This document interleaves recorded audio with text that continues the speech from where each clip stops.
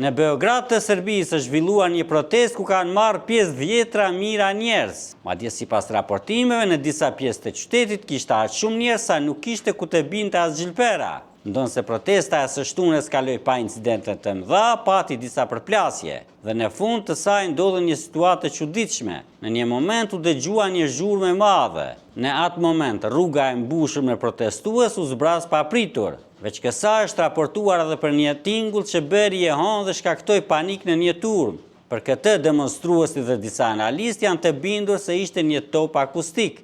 Bëhet fjalë për një armë jo vdekjeprurëse që lëshon valë të forta akustike në një drejtim të caktuar dhe mund të shkaktojë dhimbje koke dhe çorientim tek personat e prekur. Por një pasojë e mundshme e saj është edhe dëmtimi i përhershëm i dëgjimit. Kujtojmë se protestat në Serbi kanë vazhduar pasi 15 persona humben jetën nga shembja në streje në stacionin hekurudhor të Novi Sadit me 1 nëntor të vitit të kaluar. Të gjithë njerëzit në pushtet duhet ta kuptojnë mesazhin kur mlidhen kaq shumë njerëz.